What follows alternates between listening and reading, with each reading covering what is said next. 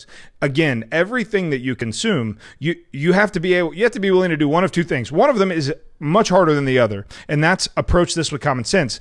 But the other is to find, I mean, just go back to the grade school when you had to write a paper and you had to find multiple sources saying the same thing. You had to find, and I realize that's easy. You could go to CNN, CNBC, you could hit and you could find the same, but go, like he said, read oppositional. Like I read Business Insider, which unfortunately I loved that publication before it became the most liberal thing I read, which again, not a problem. Look, I don't have any problem with reading liberal or left. I am a constitutional conservative, and guess what? I don't hate liberals. What?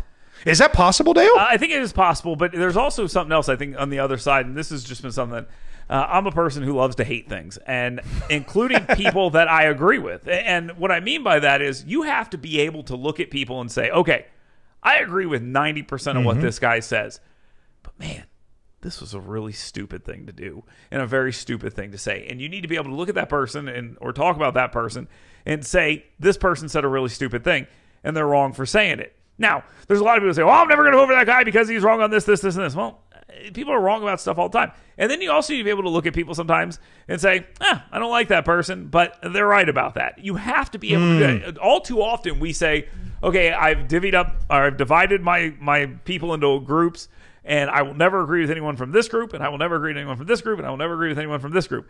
And that's how you get in situations where we find ourselves, even with our entertainment now watch a late night show. In the late night shows, I'm just serious, just watch No, it's awful. Well, basically, it's basically this. Hey, you know that politician you don't like? Yeah? Well, blah, blah, blah.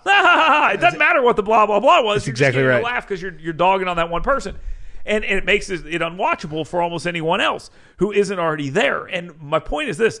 Liberals are funny. Conservatives are funny. You know, liberals have a hard time taking a joke every now and then. It appears more so with conservatives, but they get butthurt about stuff too. And I just think you got to be able to laugh at yourself. You got to be able to laugh at the people who disagree with you. You have to be able to say, okay, that's pretty funny. You put a meme on Facebook that shows Donald Trump taking a mask off and it's got orange stuff on it. That's funny. I like Donald Trump. I voted for him. I'll vote for him again. But I can acknowledge that is hilarious. Okay? No.